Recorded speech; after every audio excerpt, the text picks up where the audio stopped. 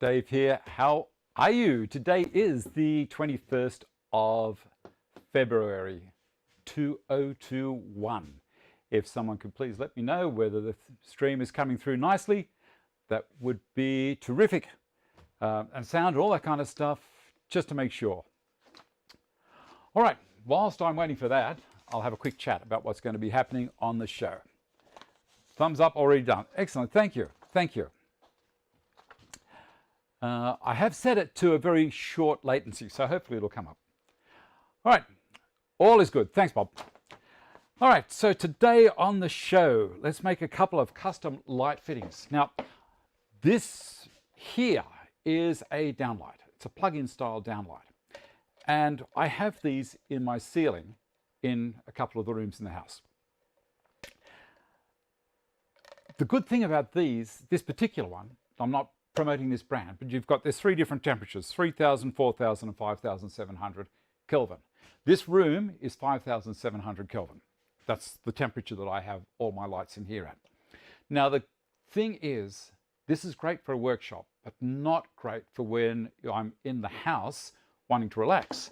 So I have 3,000 Kelvin in the house, so it's a much warmer light. Now when I say warmer, I mean it appears warm. We have this thing in our head where we feel red is hot, blue is cold. Well, with Kelvin, it's the other way around. And that's how you can tell how bright a light basically is. So there was a guy called Lord Kelvin. Give you a quick history.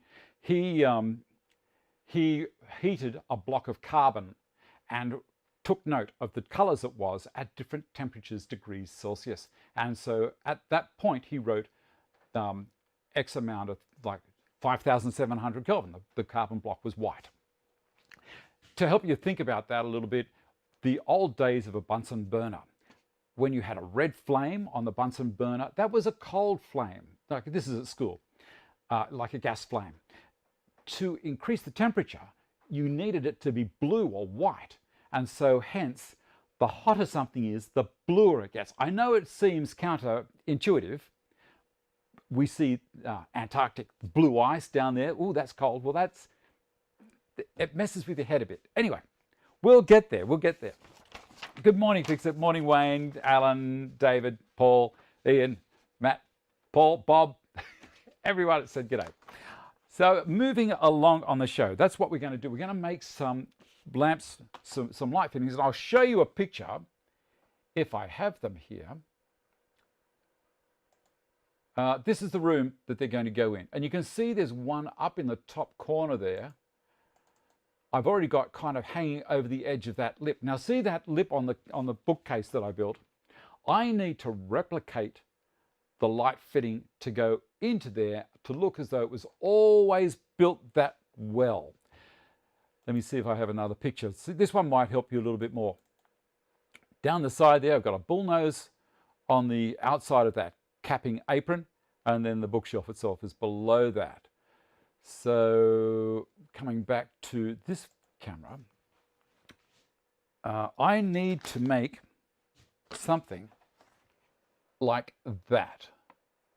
Now it's all good and well to say that's what we're going to do, but then we have to actually nut it out. Now I don't use things like computer generated assistance unless of course it's stuff for the CNC. Now this is going to be made by all the machines that I have in this workshop.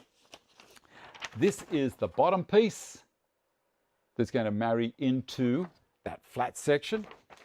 This one is the top piece that's going to go over the top, hide everything of the light, and see up here, that's the first thing we're going to do. We're going to create that. Pardon me, a quick drink. How is Cole's show? Is he still going, or has he stopped and everyone's over here now? All right, so that's what we're going to do.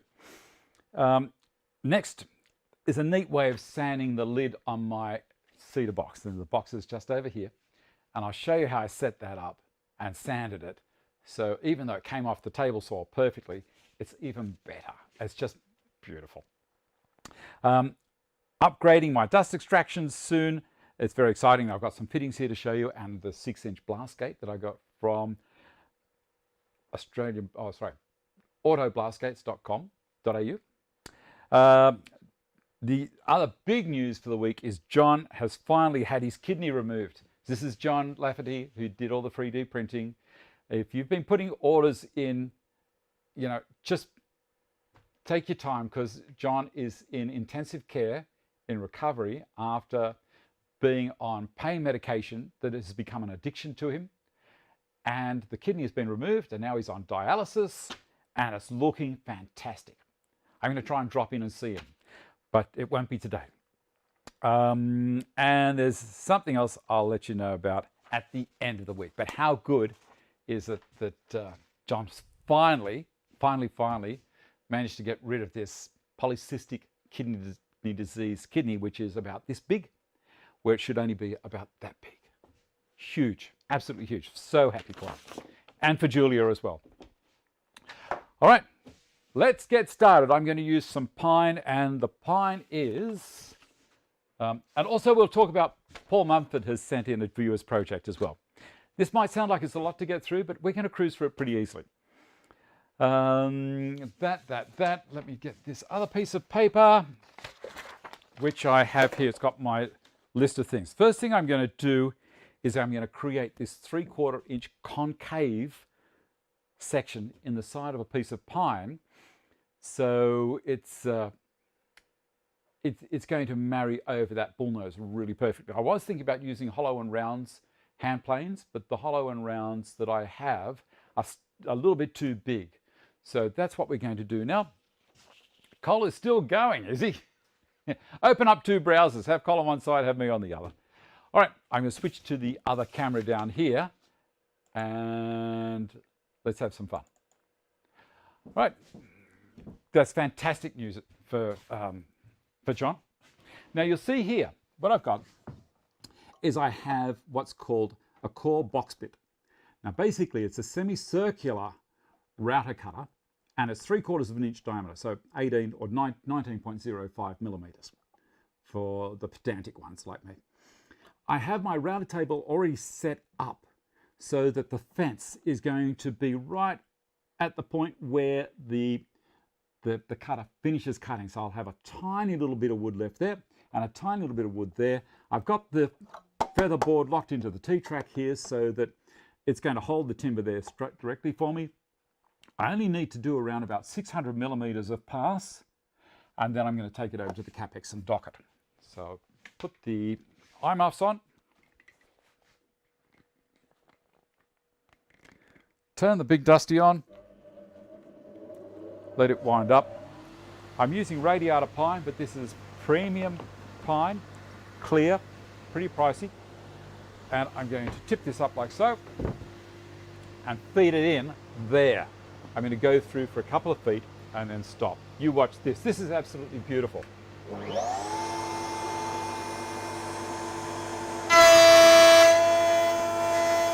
on, keep going. Let's hit the fence on the other side. There we go.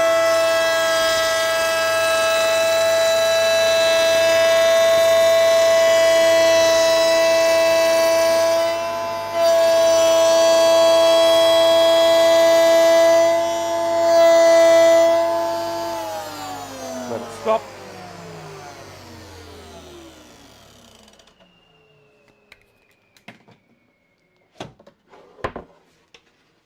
There you go. What do you think of that? That's pretty cool. That's beautiful. Just off center, but I think it's going to be okay. I'm going to take it over to the Capex, and we're going to dock two of them to 235 millimeters, because that's what my plan says to do. I already have the saw set up. Spin you around. So hold on as we go for a little ride over here. I'll just check that we've got things and have a quick look in the window. Good news, yes, good news. Prayers for John have been answered. Woodworking with Don. Good morning. Good morning, Don. How are you? I've already set this up. Let me bring this up a little. And down like so. I've set this up to 235 millimeters, which is the width that's shown on my plan. I'll spin this back around this way and bring it up to there. That's all locked. Beautiful. We'll do the cut. Do a scribe cut first.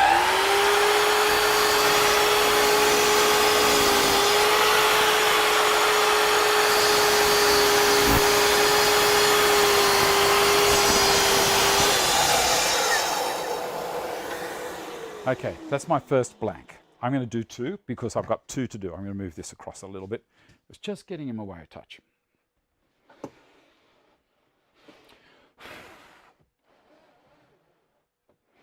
See, that's looking pretty good. Scribe cut first.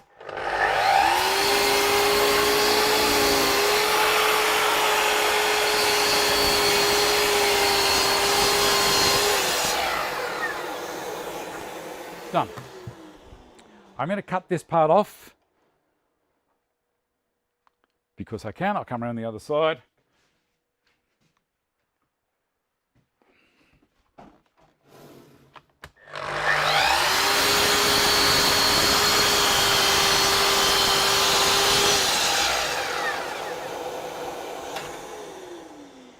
Done. I'll come around this side now and switch the cameras.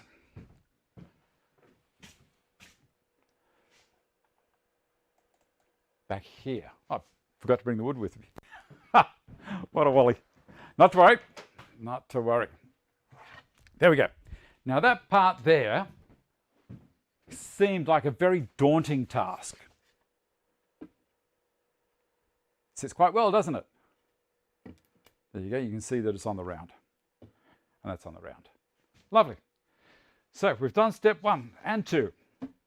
And I need to cut 2 more at 167 millimeters. Now the thing with this is going to be the top section that goes onto the nosing. The next piece I cut is going to go underneath here, and it will actually come this way and also be back a little bit from the front as well. So it's going to marry perfectly. It's going to replicate what's already there. So it's going to come along, come around where the light is and back. And no one will be the wiser that it's something that I did later on. So I need 2 at 167 millimeters. I'll just dock those. Give me a sec. 167.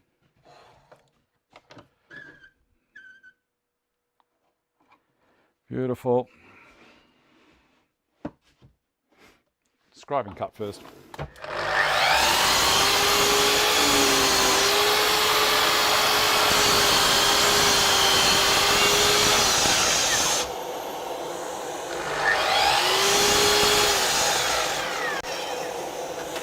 Didn't quite finish that one. Next one, and we'll be back over there.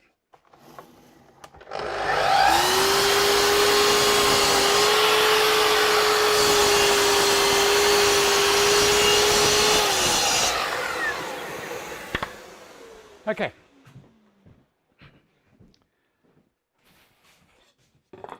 There we go. So there we go. There's our blank. So you can see there's the concave. This will be stepping back in underneath the piece that's proud, and out the front here, it will look all to be exactly the same. Morning, Dave from Bygones Woodworks. Morning. Good morning. All right, what's my next step? That's that done. Compass the arcs. All right. Now I have 2 arcs that I have to create. One is 84 millimeters, and the other one on the big fellow is 118. Now I don't have any newfangled compass. So what I'm going to do, you added a vac hole for trenches after seeing it here. Excellent. That works fantastic. I'm going to use this set. Now this is either my mother's or my father's. Both of them were in the industry kind of thing. Mum was a tracer, an artist, and my dad was a mechanical engineer. So these are their stuff. Dad hasn't been with us for, oh man, he's been gone a long time. Mum's still kicking though. Mum's going great. 93 this year, unbelievable. All right, let's do a measurement, and also we'll get a square.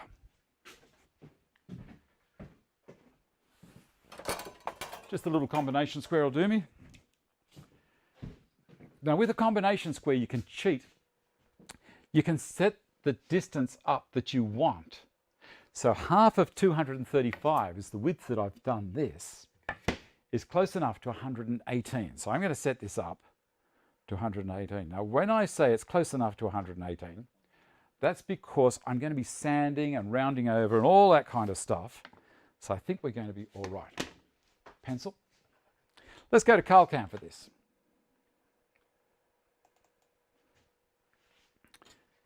There we go.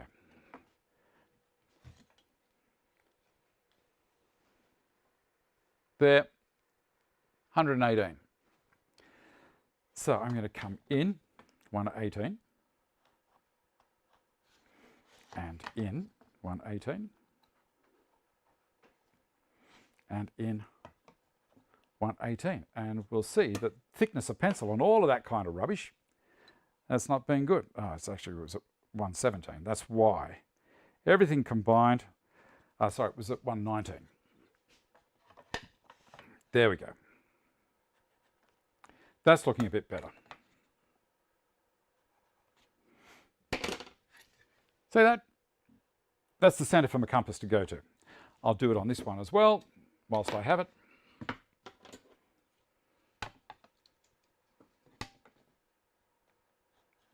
This pencil has seen sharper days, hasn't it?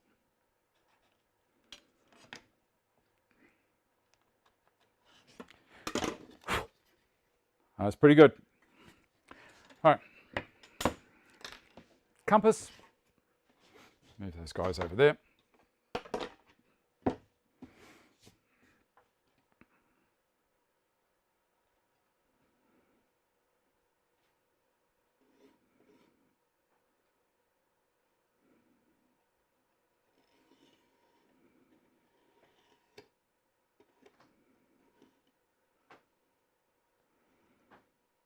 These didn't lock very well.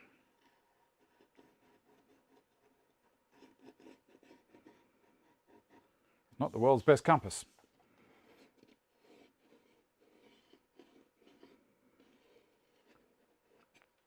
But I can see that. Can you see the arc that I've created? That's on the top one, and we'll do the same on this one.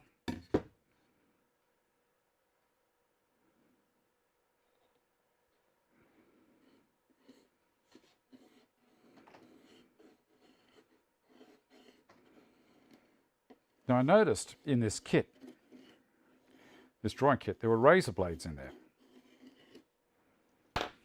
That's that one. And I think the razor blades were to create a chisel edge on that lead. Pretty amazing.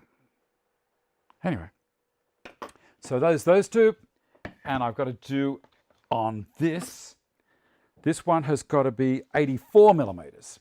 How easy is it just to zap down with a combination square when you can undo it, David? 84, I'll go 83 because the thickness of pencil is not helping me out. 83. That's good. So how's everyone's week been? Things are looking better here in Australia as far as the nasty is concerned.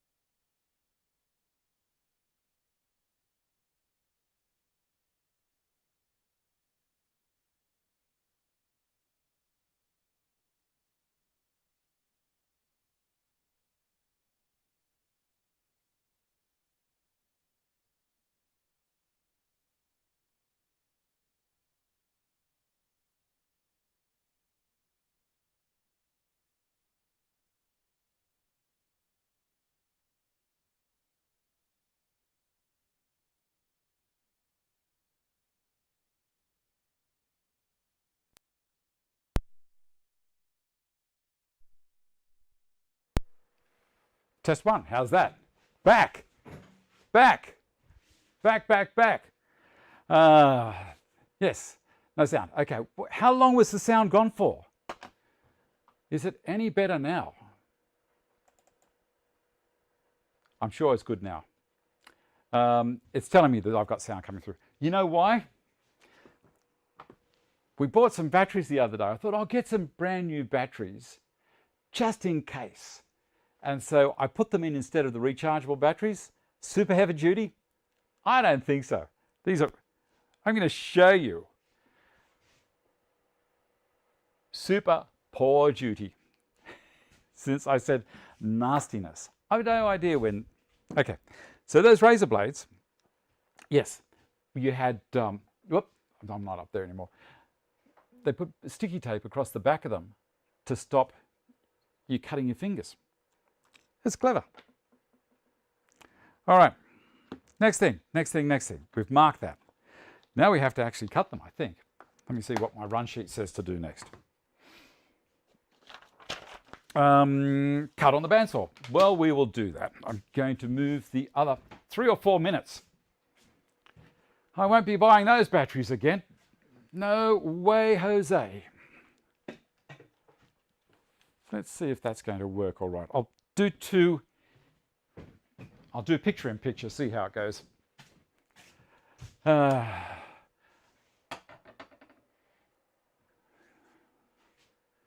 Yeah, the nastiness of COVID.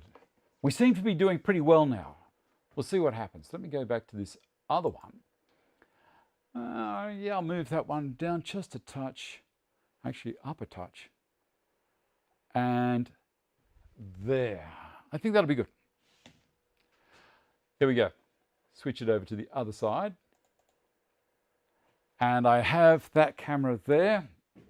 Now I've got this bandsaw hooked up onto an auto blast gate, and the reason I'm going down the back here is to turn the other blast gate off that I had there, which was a manual one. All right, how are we doing for time? 25 past, we're killing it. All right, got to cut that circle on here. Now I've already set the saw up and drop the guards down to where they should be, and tune it, put the other blade in, making sure that it's tensioned. Yes, it is. Of course, you don't want to start a saw up if it's not tensioned. Let's see how it goes.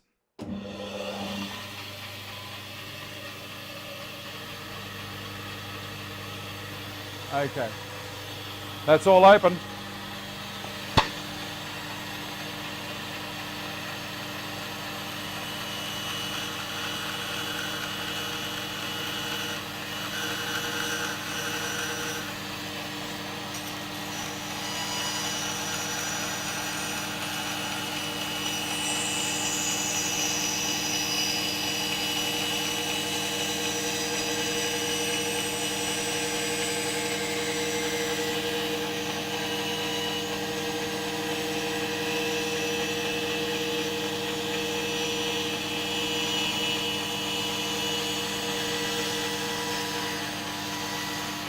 Not the best bandsaw person in the world, but nonetheless, we're getting there.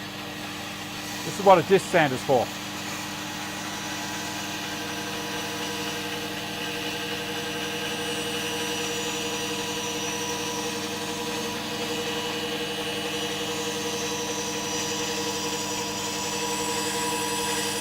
Going way off.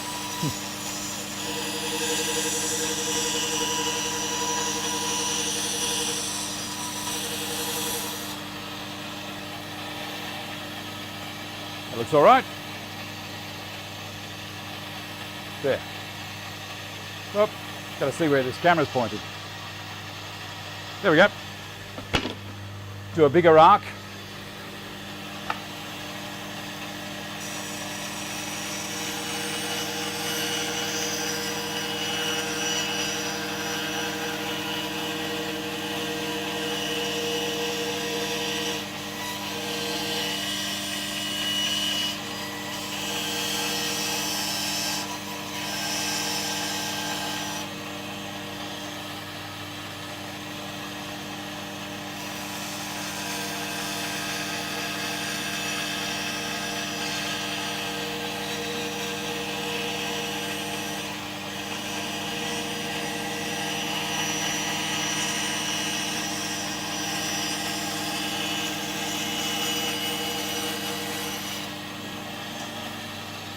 That's 2. Oh, this is going to be lovely. Have a look at that. You can see what I'm planning on doing.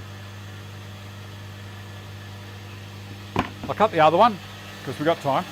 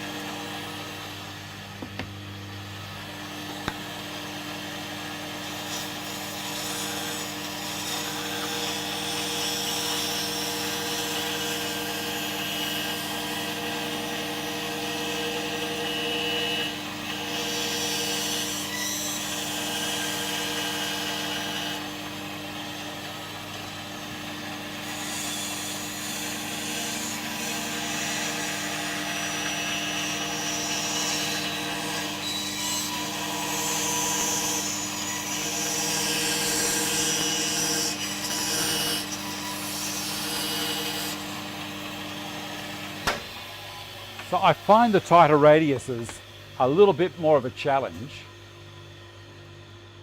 than the wider radiuses. That's a 3/8 blade on there, if anyone was wondering.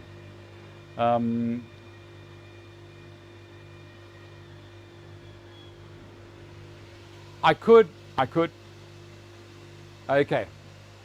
Now the next thing we're going to do is go over to this guy here. I was going to use the drill press today, but I don't think I will. And I'll explain to you in a minute why I won't. I'll use it later on today, but not on the show. So let's drag, it was all set up ready to go. Drag this back.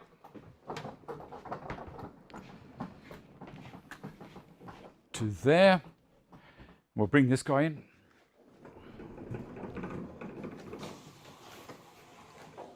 I don't know if you can see it there. A little close. Bring it back. About there, that'll be good. Take it off its wheels and we'll plug it into this and this. Give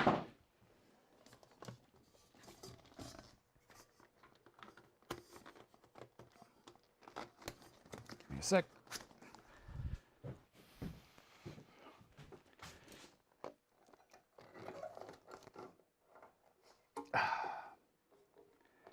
All right. Hopefully my cable will reach. I'm going to have to bring it back this way a bit, guys. And we'll bring the other camera over so you can watch it a bit easier. That's better.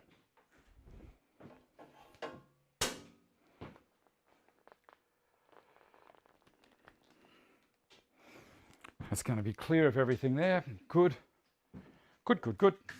Now I use this, it's just a piece of very thin cardboard, to change the discs on the sander. It's an easy thing. I'll bring this camera around so you can see it a little bit better.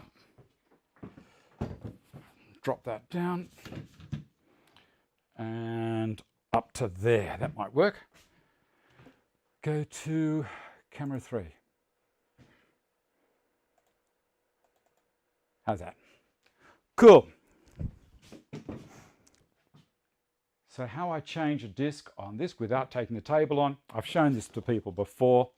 So I peel this back, I slide that in there, put that on, and then I rotate it around to the other side and peel it off and pull it out. It's very, very easy. So this is basically the semicircle of what's there, and I keep it in the cabinet underneath.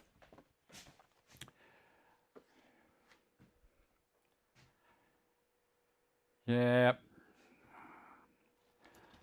Well, we'll see about his quick disconnect system.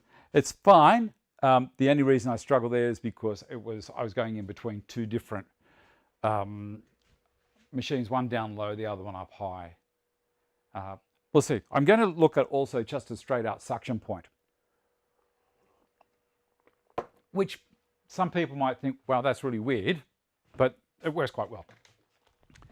Take that out of there so I don't cut myself. There we go. All right, I'll put the earmuffs on for this. You may want to turn the volume down a little. So what I'm going to do is travel around to there. Now this disc spins this direction. Some others spin the other direction. So I always go the direction it's going down to the table. I don't put it where it's lifting because that's just asking for trouble. There we go. Dust extraction's running. Come on. See what I mean?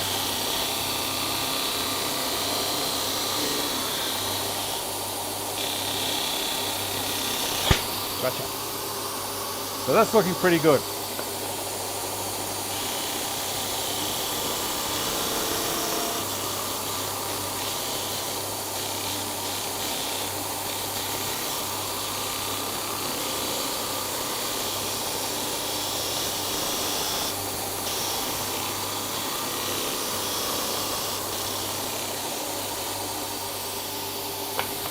Just a little bit at the top.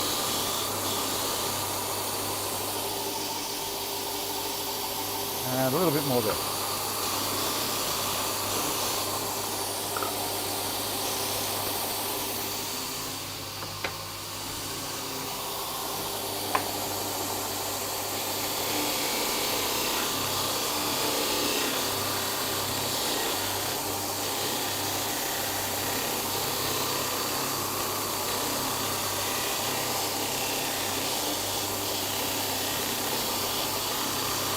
See, now I'm pushing down on it so it doesn't grab, and I'm bringing it right out to the edge of the disc.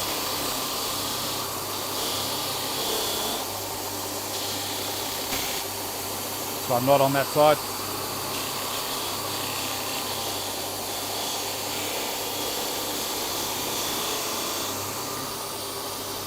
That's looking pretty cool. A little bit more there.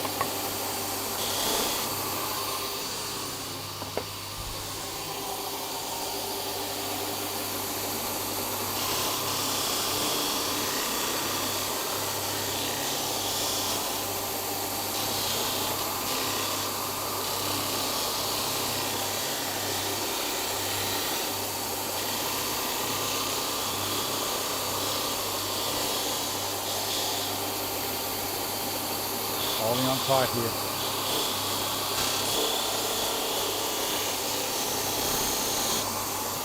That's looking pretty good. And the last one. So it's from this rough old edge here.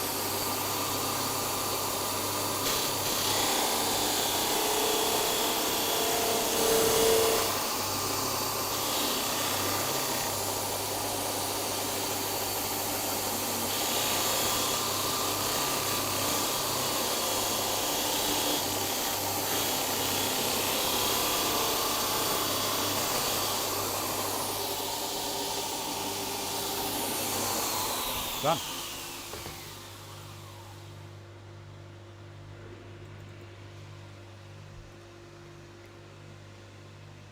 I could do, but I didn't have the line on the other side to follow.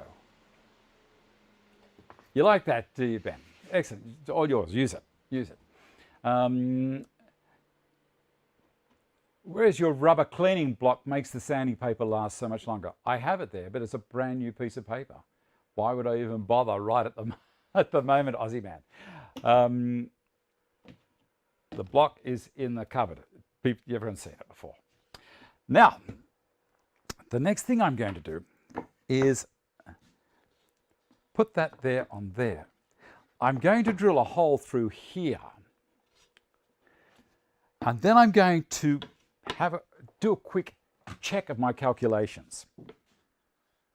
So let's put that on there. I'm going to do a 1/4 inch hole.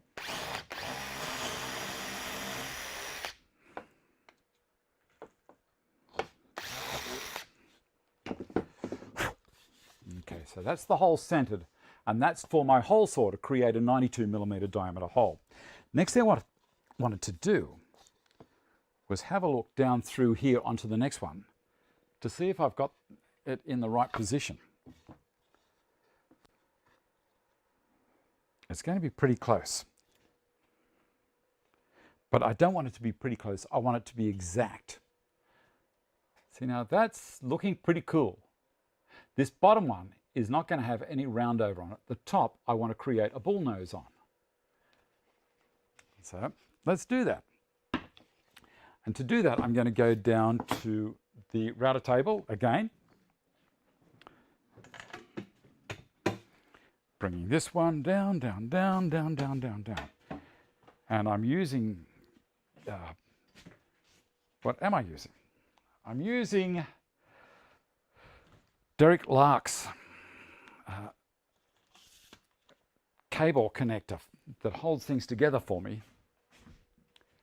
So when I move the cameras around, they don't pull them apart.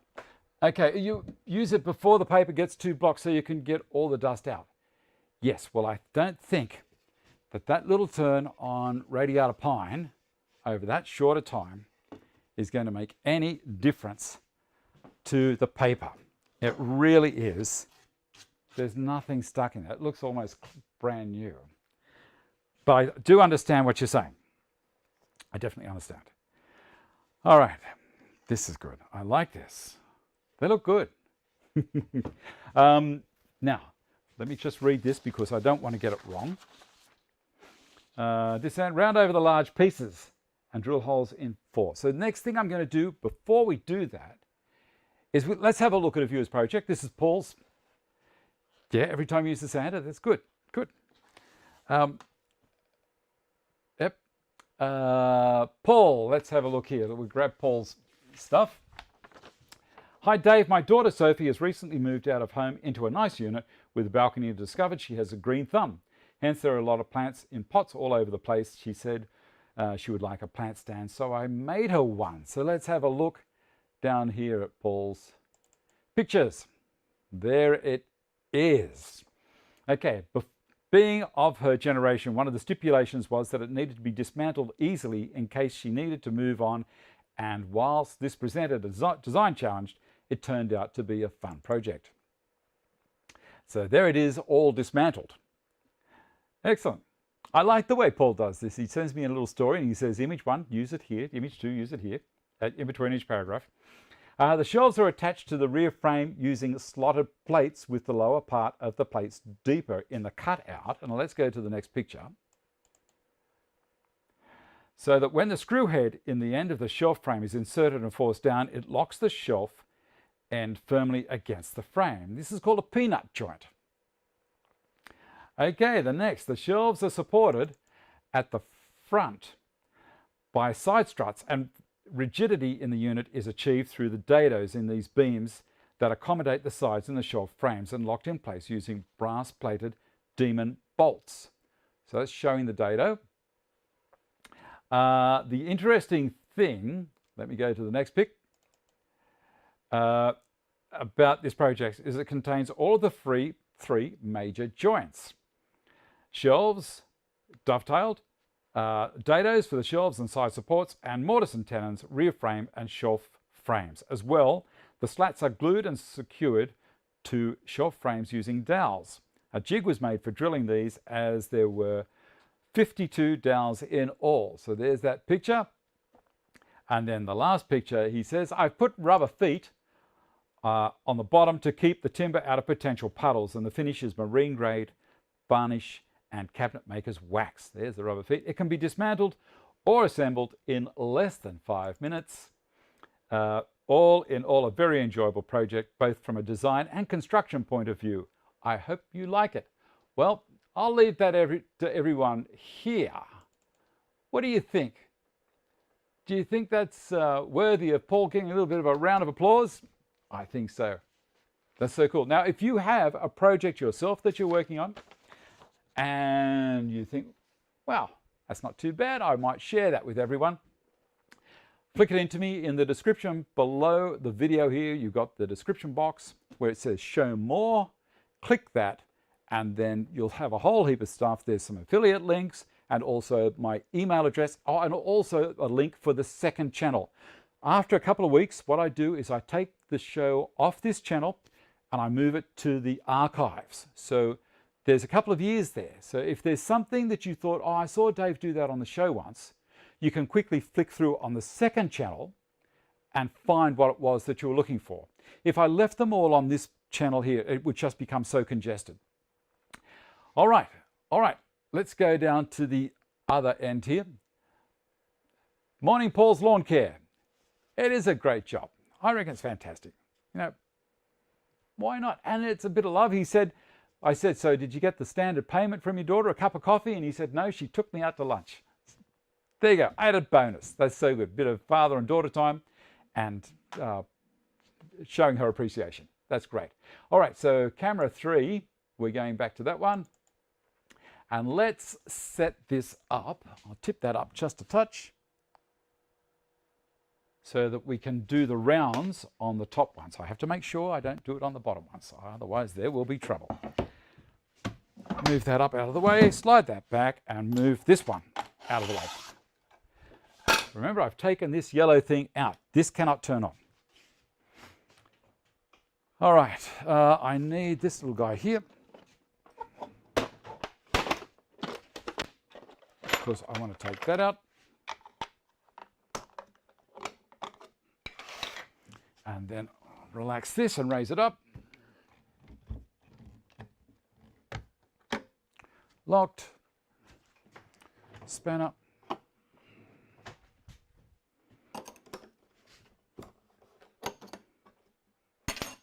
Second grab. Now, I don't know if you'll be able to see this. On there, it's what's called the K-line. So it's just here. Basically, it's a line with an arrow against it. And that says that's where the top of the collet should be. Don't be tempted to just drop these straight in and go, oh, tighten it up. Go to that point. All right, move that core box bit out of the way. The next cutter I want is a 3/8. And this used to have a K-line, but not anymore. So we'll pop that in and raise it up ever so slowly. I don't like letting them drop all the way to the bottom. So it's sitting up around 2 millimeters from the base. It's one of those things, I was told many years ago that it stops heat transfer between the cutter and the router. I don't know if it's true, but it's one of those things that's in the back of my mind. Lower it down. And will that one fit? No, too small. Let's get the next one.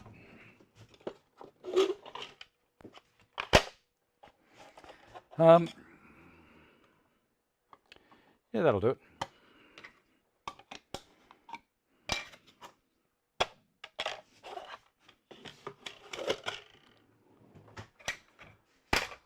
All right, I'm just going to do a visual across here, take it down with a fine adjust, flip her around. Remember, I can touch that because this is not in the switch.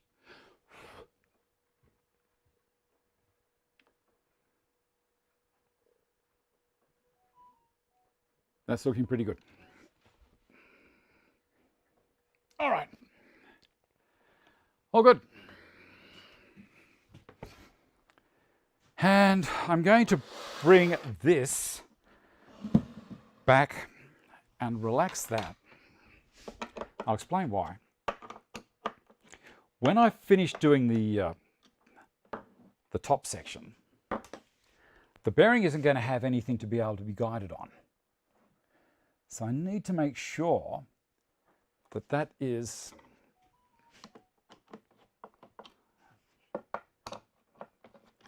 closed up, and so that the bearing won't have too much to do with it when I turn this piece over and go on the other side. I have to make sure that's clear all the way through, which it is. Tighten up the other screws.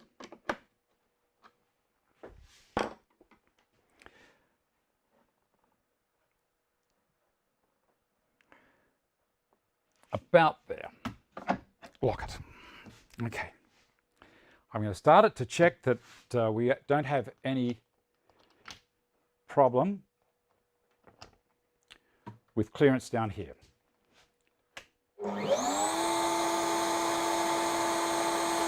Traveling well. Now I need to create a round right the way along here, around, and then back. And then I have to be able to flip it over. So I can't really rely on the bearing as much as I'd like to. So let's bring this in closer.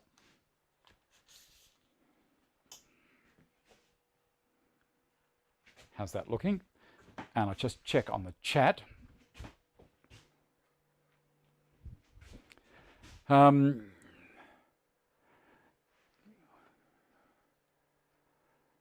So long. Who's off? Go, Cole. Okay. See you later, Cole. Please hold it closer. Okay. So I'm in closer now, and what I'll do is I'll spin this camera around a little bit so I can show you the K line, and I can actually look at what's happening. All I've done is I've just turned the monitor around so I can have a look.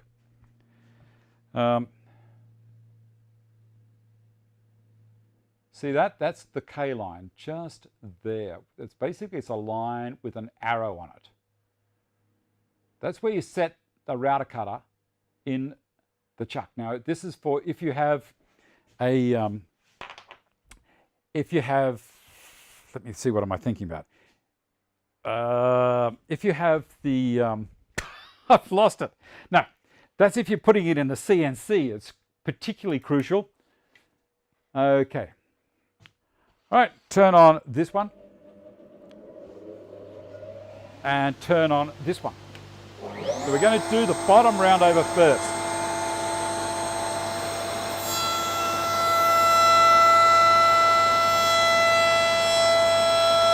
Going to have a look.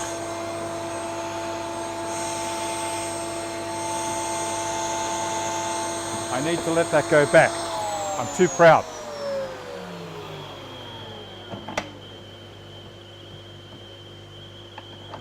Let's try it again.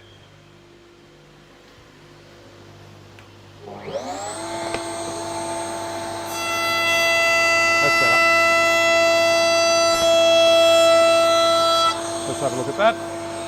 That's looking pretty cool.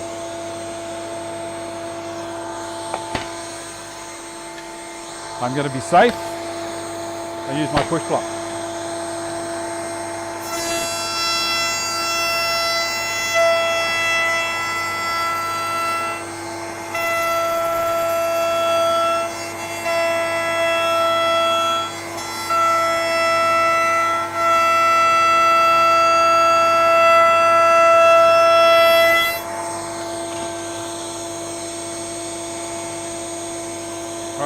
Now we're going to do the other side.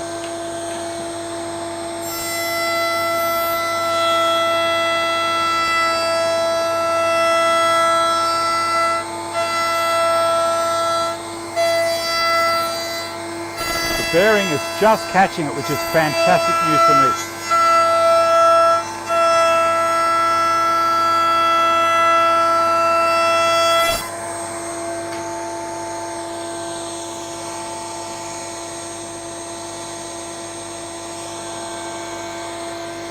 How are we doing for time?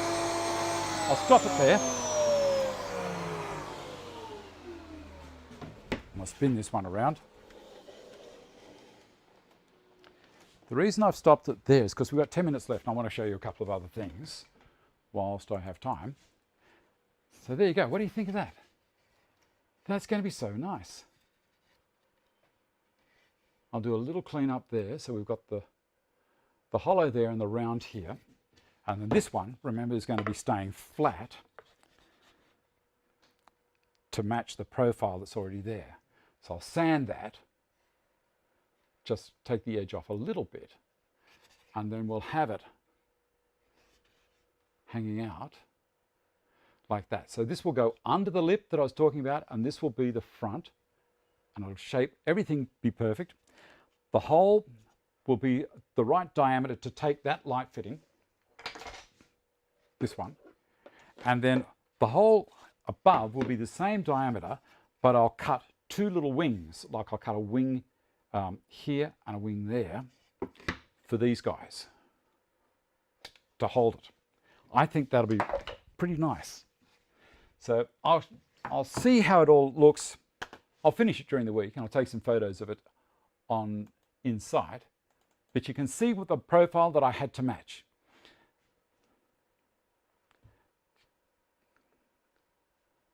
There you go. All right, now back to here. I wanted to talk about my Blasgate. So you may be aware that I'm putting in a 6-inch system instead of the 4-inch system that I have here at the moment. Now this is an automated Blasgate.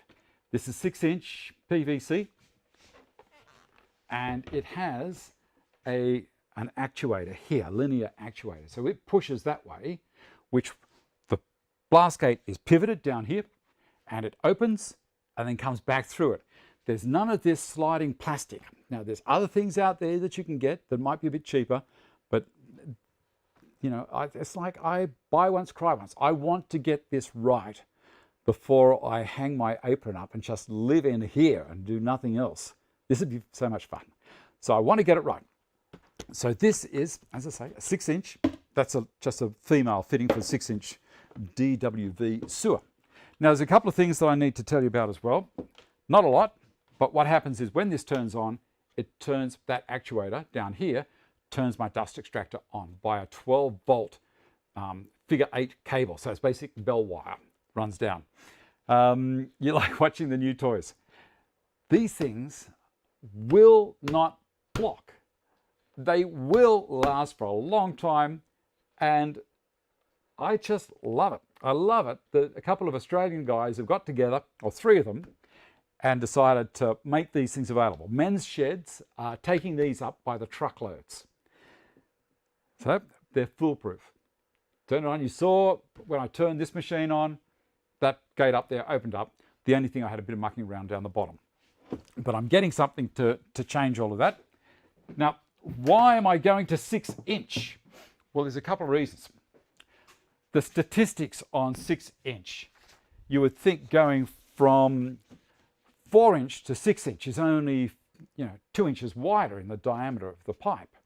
Well, there's my evidence that I put before you. So a circle's area is pi r squared. That's basic schoolboy mathematics. So half of 100 millimeters, which is 4-inch, close enough, is 50 millimeters.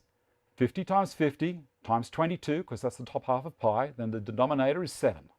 It's the bottom half of pi. Equals 7,857 square millimeters. 6-inch, 75 by 75 by 22 divided by 7 is 17,678. 2 1/4 or 2.25 difference. It's huge. Now, people have also been concerned, saying that, Dave, you're not going to get the airflow through your system anymore because you're pulling a whole lot more air. Dust is going to settle in the 6-inch pipes. Well, the 6-inch pipe is only going to be running across the top of the ceiling and then down to the extractor. There are no downhill sections of 6-inch pipe.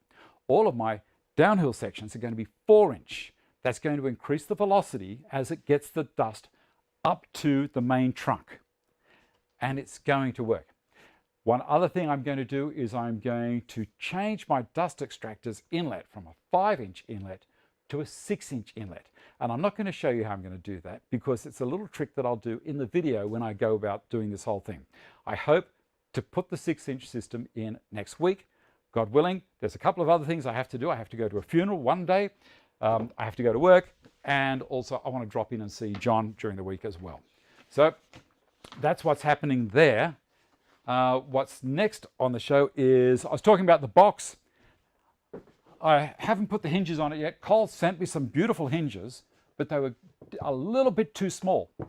So I decided against putting those on, and I want to use concealed hinges. I don't want you to see any hinges along the back here. I did say I was going to do a little bit of work on it during the week, and I did. I haven't put the hinges on because I haven't got them yet. I'm getting them tomorrow, I think. But inside, there's the Purple Heart. I think the screen is fine. It's full up rate. I have not had any dropped frames whatsoever. It's going perfect. Let's put this here. And inside here now, inside my box. Do you think my plane should live in here? It doesn't look magic. So there's the plane and the 90-degree fence. And that's the inside of the box at this stage. Now I use Cole's system of putting a ribbon, super glued it to the underside of this infill panel. And so I can pull that out, like so, push it back in. Now I couldn't right at the beginning because I got, you know what I'm like, I got really excited and put this in without that ribbon. I couldn't get the rotten thing out. It's such a tight fit. So I got a very, very small standard flat screwdriver, very, very small, and created a tiny hole here through this ply, because the ply is pretty soft. And then I got a meat skewer and pushed it in that tiny hole to pop the base out. I was thinking, oh, you know what I'll have to do? No problem, no problem. Excellent. I was thinking I'd have to kind of slide a knife in the side here somewhere, try and leave it, and then I'd stuff up the base and have to do a new one. But this looks beautiful. So the next thing I was going to do is show you how I get them perfectly matched. As I said, they came off the saw really nicely, but there was a tiny little area where it caught. And I could see it, and it was bugging me. Piece of melamine. See that? Just a piece of melamine. And I've got 180 grit paper on that side and 80 grit paper on this side, and I've joined it up. And I'll tell you what, I'll do a little bit of a demonstration for you before we turn the show off. Let's go with the lid. So it sits on there, and then you just move it backwards and forwards. Now, thanks for that, Ash. What I need to do also is let you know, so you can see how that works, that next week when I find my mouse, there it is, found it, tomorrow at night, Woodwork and Whiskers has a thing called Monday Meetup. Now, ordinarily, Ash waits, that's who owns it, Ash. Ordinarily, Ash waits until Monday night, and it's actually a surprise. You don't get to know who it is until the show is actually running. It's a 10-minute show on Woodwork and Whiskers Instagram. And let me see if I've got a slide here you can have a quick look at. Oh, there you go. I've spilt the beans, let the cat out of the bag. It's going to be a little bit about me pre-YouTube and also a bit about the YouTube as well. So tune in tomorrow at 7 o'clock Australian Eastern Daylight Time, and you can have a look at that if you want to. Ash has many people. Mostly he focuses on Australian creators, and also there's some international creators as well, which is great. I don't know, but I'll tell you what, since I did this, Ash sends a list of questions for me to answer. So I answered them and sent them. And I am a cheeky bugger. So I sent them back to him, and as you know, a bit of video. And I was sitting on the edge of the bench here, and I couldn't believe, slowly, I've been putting weight on. I hadn't realized, because I'm standing up all the time. When I sat down, this bloody big gut hangout. Since then, I've dropped 4 kilos on purpose. You can use glass if you want to. I just found that this bit of melamine worked really well. It is multiple pieces. You can see it just works so well. It marries up brilliantly. That side is multiple pieces. So it's a piece of the dark, non-coloured paper. So the 80 grit has no colour on it. The other ones are yellow, green, blue, orange, that kind of stuff, and white for 120. This is 80 grit. So that's the width that I had, and then I cut a couple of small pieces across the bottom, contacted it down, and with the spray contact that I used, I left this upside down on a very, very flat bench and put a whole heap of weights on it. I put a couple of photos on Instagram showing everyone. Yeah, James, don't you tell anyone. This is just for my viewers on my show. So Ash is keen to build his Instagram channel, and good on him, because he's doing a community service. He gets nothing for doing this. There's a couple of companies sponsor what he does, and that's basically to cover a little bit of his time. But I'll tell you now, being a creator, doesn't matter how much money people give you, it's not enough. You go broke. People seem to think that if you're on YouTube, you're rolling in money. That's got to be the biggest fallacy out there. You need to be on 100,000 subscribers plus to be able to put food on the table. That's all you're going to get. If you get up to 1 million, well, good on you. And you might make some dollars there. But, you know, up until 100,000, forget it. Absolutely forget it. All right. I think that's the end of it. I'm going to have a quick read through here. I hope you've enjoyed the show. If you like the show, give me a thumbs up. Subscribe to the channel. Subscribe to the second channel. Check the affiliate links because I enjoy eating. Why not? So let me have a quick through here. The custom light fittings, which are so easy to make. You just have to stop and think. And don't do the first thing that comes into your mind. Sleep on it. The cedar box sanding, the dust extraction happening pretty soon. I'm really happening about that. Very, very excited. John had his kidney out, and that's just brilliant. Woodworking Whiskers. My Patreon patrons, Johannes Mohr, John Parra, Vincent Ngian, John Lafferty, Peter Woolworth, Brian Del Vecchio, Justin Bailey, Brett Guthrie, Mike Deam, Wayne Cargill, and John Lynch. Thank you very much, and thank you for a couple of people that joined during the week in a lower levels. It all helps me big time. Thank you so much for taking the time to consider supporting what I do here. Look after yourselves, be nice to each other, and let's see if we can do this one. I shall see you all next week. Bye. Or maybe even tomorrow night. Instagram TV, Woodworking Whiskers.